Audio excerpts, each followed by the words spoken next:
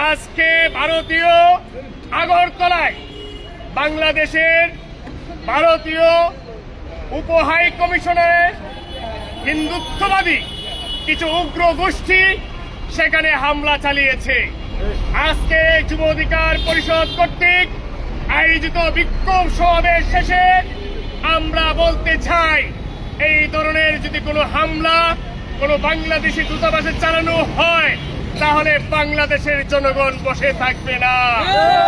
এই প্রতিটি হামলার নিন্দা জানাই, পাশাপাশি এই হিন্দুত্ববাদী উগ্রবাদী মোদী সরকারকে হুঁশিয়ারি দিয়ে বলতে চাই, এই ধরনের যদি হামলা অব্যাহত থাকে এবং সেটিকে যদি আপনারা নিয়ন্ত্রণ না করতে পারেন তাহলে দেশের মানুষ কিন্তু হাতে চুরি পরে বসে থাকবে না। আপনাদের প্রতিটি নৃশংসতার জবাব এই বাংলাদেশের মানুষ দেবে। এদেশের মানুষ, আমি বাংলাদেশের মুসলমানকে ধন্যবাদ জানাই যে চট্টগ্রামে আমার আইনজীবী ভাই সাইফুলকে নির্মমভাবে কুপিয়ে হত্যা করার পরেও এদেশে বাংলাদেশে কোনো হিন্দুদের বাড়িতে এখন পর্যন্ত কোনো হামলা হয় নাই। এদেশের মুসলমানরা যথেষ্ট ধৈর্যের পরিচয় দিয়েছে।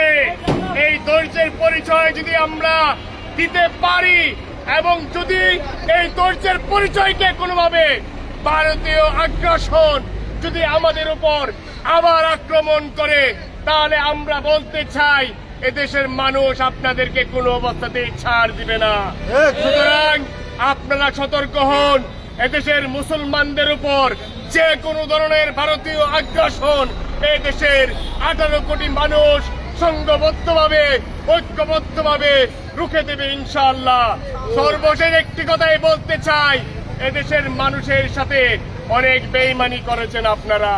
এই যে নদীর পানির ন্যায্য হিস্সা আমরা আজ পর্যন্ত পাই নাই।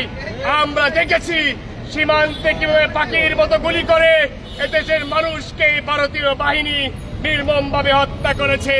এই বর্তমান সরকার কোনো দাবিদারি সরকার না, এই সরকার হচ্ছে এদেশের জনগণের ম্যান্ডেটের সরকার।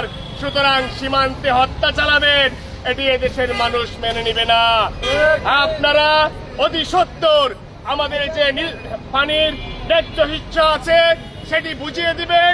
পারস্পরিক ভিত্তিতে রাষ্ট্রীয়ভাবে যে সম্পর্ক হওয়ার কথা সেটাই হবে, আর ভারতের সম্পর্ক হবে